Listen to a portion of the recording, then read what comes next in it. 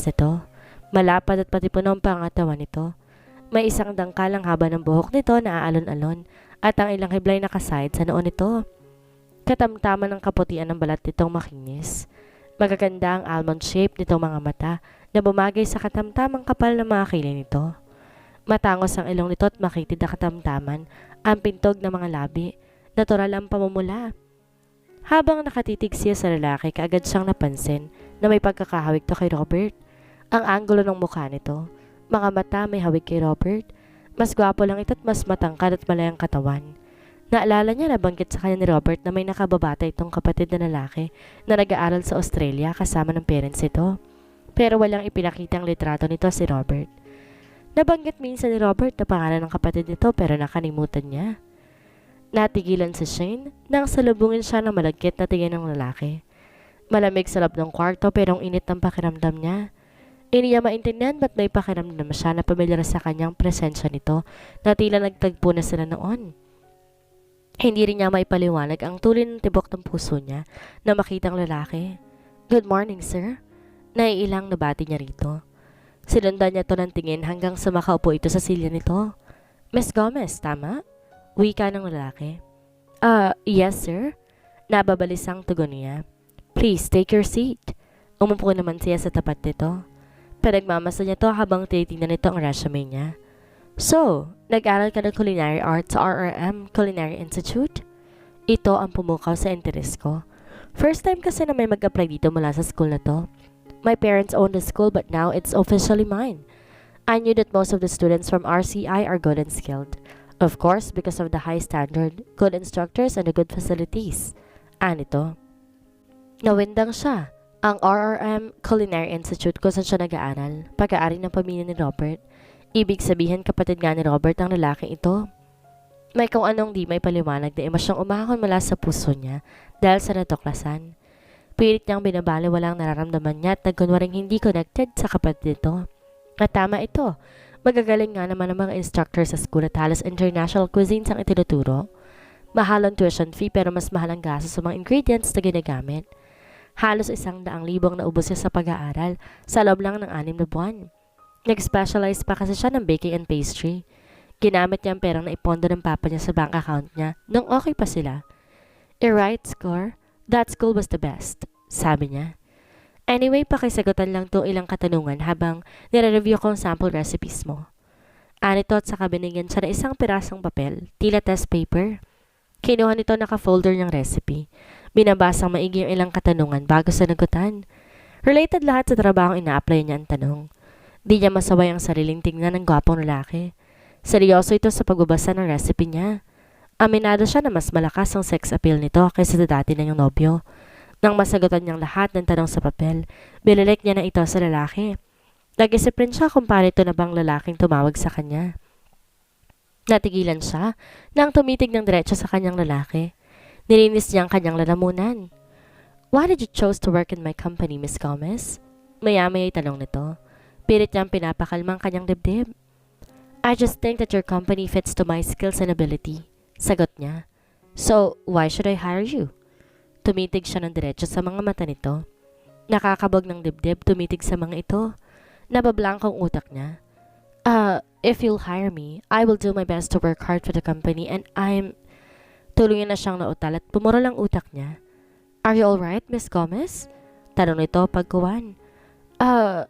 Nang hindi niya alam ang sasabihin, nakagat na lang niya ang kanyang ibabang labi.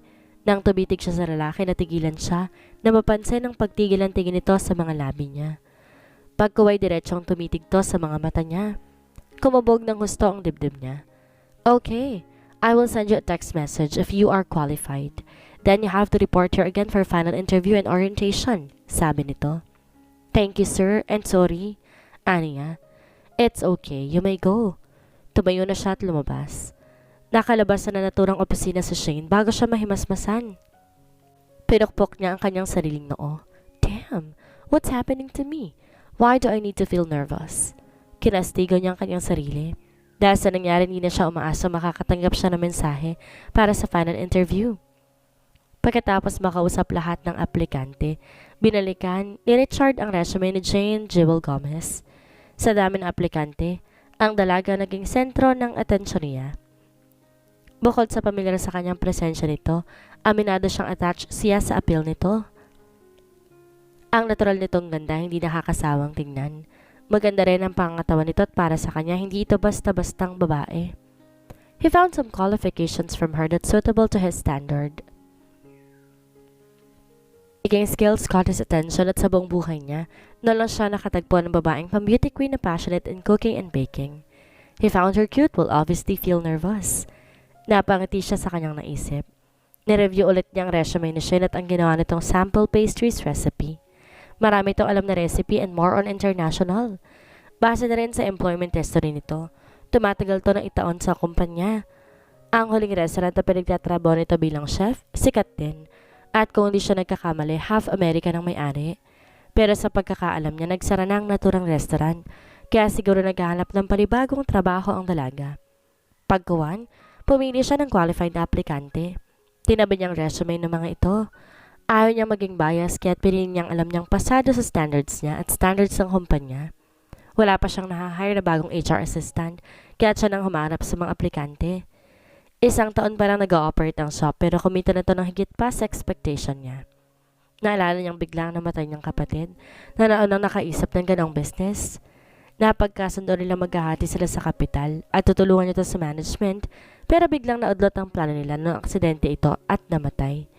Nadismaya siya sa nangyari at hanggang sa panahong yon, di pa rin niya matanggap ang biglang pagkawala ng kapatid niya. Robert was the only person who knows everything about him more than their parents. Busy sa kanyang negosyo ang parents nila at wala ng panahon para sikasuhin sila. Lumaki siya sa pangangalaga ng yaya. Maswerte pa rin kuya niya dahil kahit papano, nalagaan to ng parents niya noong di pa ganun kabesi ang mga ito. Sa Australia, nagtapos ng college sa Richmond sa kursong accountancy. Kasama niya rin ng parents niya pero bihira niyang nakikita mga ito dahil halos nakala ng oras sa mga to sa negosyo. Australian national ang mommy niya na namana pa mula sa magulang nito sa isang sikat na culinary school sa Australia at kitchen equipment factory na pinamamahalaan naman ng daddy niya na isang Pilipino. Ang RRM Culinary Institute sa Makati, nakapangalan sa kanila ni Robert. Pero since patay na si Robert, nakuha niya na ito ng buo. Pinagkatiwala rin ng parents niya ang school sa kanya, pero hindi siya basta umaasa sa income ng school. Pinanindigan niya ang pangako niya kay Robert na itutuloy niya ang plano nilang business. Passion ni Robert ang baking at alam niyang dedicated sa kanyang plano nito dahil alam na itong sweet foods lover siya.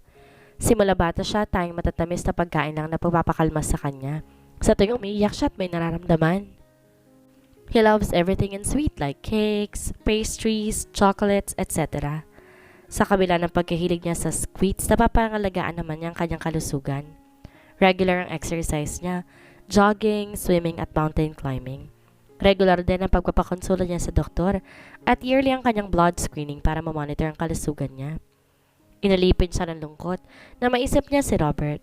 Naalala niya nang huli sila nag-usap ni Robert. Inamin nito sa kanya na meron na itong girlfriend. Naalala pa niya kung gaano to ka-excited na nagtapat sa kanya. Tell me her name, bro. Pilit ni Richard kay Robert habang kausap nito sa telepono. Nasa Australia siya at nagre-review para sa exam. Last month lang nakita sila nang umuwi siya ng Pilipinas para dumalo sa 70th birthday ng lola niya sa father's side. Wala namang binanggit si Robert tungkol sa girlfriend nito. Not now, bro. Baka may research mo siya sa Facebook at magustuhan mo pa. Pag-uwi mo na lang dito, personal ko siya ipapakilala sa'yo. Sagot ni Robert. Ngumisi siya. Napakadamot mo talaga. Bakit di mo siya napakilala sa akin nung nariyan ako? Aniya. 3 days ka lang naman kasi nagstay rito. At tatakot ako baka isumong mo ako kay mommy. Alam mo naman, nag-promise ako kay mommy na hindi mo na ako makikipagrelasyon hanggat di ko pa natatapos sa pag-aaral ko. Tatanggalan niya ako ng allowance. Alam mo naman sa allowance ako kumukuha ng pera na iniipon ko para sa plano nating business. Fine. Just tell me about her. Maganda ba siya? Sexy? Excited na sabi niya. Bro, she's almost perfect. First time ko siya nakita sa campus namin, crush ko na siya eh. At ang pinakagusto ko sa kanya, magaling siya magluto. Lalo na mag-bake ng cakes and pastries. Napakabait din niya. Basta, she's the one. Kapag nakapagtapos ako ng pag-aaral, ipapakilala ko na siya sa parents natin at papakasalan ko na siya. Perfect din siya para sa plano nating business. Puro ng paghangang kwento ni Robert. Di niya maiwasan na mainggit sa kapatid. Matanda lang ng 2 taon sa kanya si Robert at halos ito na ang nagtayong tatay at best friend niya. Katulad nito, nangako rin siya sa parents niya na saka na nga makikipagrelasyon kapag nakapagtapos siya ng pag-aaral at professional na siya. Nakakaingit ka bro. Excited na tuloy ako makilala ang girlfriend mo. Basta pag uwi ko dyan ha, imbitahin mo siya sa dinner para makilala ko siya. Ani niya. Oo ba? Basta ipangako mo sa akin di mo siya gugustuhin. Alam ko katulad din niya ang type mo sa mga babae. Of course. Walang talo-talo. Gusto ko lang siya makilala para makilatis kong maigi. Gusto ko matiyak na hindi ka nga niya sasaktan. That's my bro. Sige na, mag-review ka na. I'll call you again if I have time. Basta, sekreto lang natin to ha. Yeah, sure. Bye! Isang buwan ang lumipas nang huling nakausap ni Richard si Robert. Nabalitaan niya na aksidente ito habang lula ng kotse nito. Ayon sa report ng mga polis, lasing daw si Robert na nagmamaneho. Dahil sa lubhan ng pinsalang natamo, dead on arrival ito sa ospital. Nung araw kung kailan ito na aksidente, nagchat pa to sa kanya sa Facebook at ibinalitang hindi ito okay. Nakipaghiwalay raw dito ang girlfriend nito at tataklas ang buntis ang babae pero hindi itong ama. Sinubukan niya pang tawagan noon si Robert para sana makausap to pero hindi nito sumasagot. Nagpa-imbestiga siya noon tungkol sa girlfriend nito pero walang nakapagturo kung sinong babae. Kahit mga barkada ni Robert hindi alam na meron tong girlfriend. Wala ring litrato si Robert maging sa kaya wala siyang ideya. Wala ring babaeng nagpakita noon sa burol at nagpakilalang girlfriend ng kapatid niya. Noong panahon yon galit ang nararamdaman niya at ginigit na maaaring ang babae ang dahilan kaya naglasing ang kapatid niya na dahilan ng pagkakaaksidente nito. Hanggang sa panahon yon hangad pa rin niyang makita ang girlfriend ni Robert para usigin at malaman kung ano ba talaga ang nangyari. Yan lang ang alam niyang paraan para mabigyan ng hustisya ang pagkamatay ng kapatid niya. Madalas napapanaginipan niya si Robert at palaging pinapahiwati nito ang tungkol sa plano nilang business at sa babaeng mahal na mahal nito. Nagpasa ulit ng resume si Shane sa online job site. Hindi siya umaasa na tatawagan ulit siya ng manager ng RM Pastry Shop dahil sa initial interview pa lang palpak na siya. Bakit ba kasi napakagwapo ng manager at batang-bata? Nang maalala niya na kapatid ng ex-boyfriend niya ang manager ng RM Pastry Shop, naisip niya tama lamang na hindi siya matawagan. Baka lalo lamang siyang usigin ang konsensya niya pagkawala ni Robert. Pero sa huli, naisip niya na trabaho lamang naman ang pakay niya. Iniwan niya ang kanyang ginagawa. Na marinig niyang umiiyak si Trevor. Pinatulog kasi siya nito sa kama. Kinarga niya ito at lumabas sila ng kwarto. Tumigil ito sa pag-iyak. Dada, Mama? Sabi nito. Nasa hardin siya. Anak, punta tayo? Ani at tumayo ang bata. Dada ang tawag dito sa tita Dala niya. Pumunta naman sila ng hardin kung saan nagdidilig ng mga halaman ng ginang. Pasado 4:00 na. Nang hapon, nang ibaba niya sa lupa si Trevor at kaagad lumapit sa ginang. At tuwang-tuwa sa tubig na lumalabas sa hose. Don't play water, Trevor, baka sipunin ka. Saway niya sa kanyang anak. Hindi nakikinig ang bata. Si Dahlia ang sumaway dito. Mamaya tumunog ang cellphone niya na nasa bulsa ng suot na short pants niya. Dinukot niya ito at binuksan ang inbox. Nawendang siya na mabasa ang invitation mula sa RM Pastry Shop. Inimbitahan siya para sa final interview at orientation. Napatili siya matapos mabasa ang mensahe. Yes, may trabaho na ako, tita. Anunsyo niya. Wow, mabuti naman. Yan ba yung pastry shop na sinasabi mo? Anang ginang. Opo, bukas na ako magre-report para sa final interview at orientation. Oh my God, akala ko hindi ako matatanggap. Hindi makaget over na sabi niya. Nilapitan niya ang kanyang anak at niyakap. Kulot noong nakatitig sa kanya si Trevor dahil sa excitement ay 8:00 pa lamang ng umaga. Nasa RM shop na si Shane. Suot ang itim na slacks at puting t-shirt na required attire. Pinag-isang bungkos niya ang buhok niya. Inipit ng hairpin ang nahiwang hibla para malinis tingnan. Kailangan kasing walang nakalaylay kahit isang hibla ng buhok. Manipis na face powder lamang ang inilagay niya sa kanyang mukha at manipis na lipstick. Di na siya naglagay ng ibang palamuti sa mukha. Bawal din ang alahas at matabang na perfume. Lalong bawal ang merong nail polish at mahabang kuko. 9:30 AM ang oras na nakalagay pero mas mabuti na yung maaga. Nasa lobby siya ng opisina. Siya ang nauuna. Maya may nagsidatingan na rin ang mga ibang kasama niya. Halos mga lalaki ang kasama niya. Sa mga crew, mayroong 4 na babae pero sa halin ng mga pastry chef, isa lang ang babae at pinakabata. Nang dumating ng manager, unang tinawag ang crew. Mukhang siya na naman ang mahuhuli dahil nauna pang tinawag ang mga huling dumating na kasama niya sa parehong posisyon. Mabibilis lang ang interview sa ibang kasama niya. Pagkuwan ay siya naman ang tinawag. Pagpasok niya sa opisina ng manager, namata niyang lalaki nakapo sa tapat ng mesa. Nagtitipa sa laptop nito. Umupo kaagad siya sa silyang katapat nito. Maya-maya nabaling ang atensyon nito sa kanya. Miss Gomez, nakatanggap ka mula na mensahe sa amin. That's because you're qualified to our standards. Ang purpose ng parang interview na ito ay para mas makilala ko pang aplikante at mabigyan ng chance na mag-explore. Panimula pa nito. I understand, sir, and thank you. Aniya habang diretso ang tingin sa mga mata ng lalaki. Hindi na maiwasan na tignan din ang ibang parte ng katawan nito. Nakasot lang ito ng bughaw na polo. Narakaan-boto ng 2 bahagi sa gawing dibdib, kaya bahagyang nakasilip ang maskuladong dibdib nito.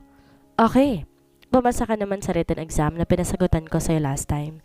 Consistent naman ang dalang information mo at employment records. Meron lang akong karagdagang mga katanungan. Why you chose to work as pastry chef? What makes you inspired? And can you tell me more about yourself? The truth about you. Anito? Aside of it's my passion, na-inspire din ako ni mama ko na dati ring pastry chef. I love sweets too. Bata pa lang natutunan ako mag-bake dahil tinuruan ako ng mama ko. Since namatay siya, tinuloy ko ang passion niya. Tumatanggap ako ng bake-to-order pastry product at nakakakuha ko ng market sa social media. Nag-iisang anak lang ako. Ang tatay ko isang engineer. Kwento niya. Mukhang maganda naman ang background mo. Bakit kailangan mo magtrabaho sa ganitong kumpanya?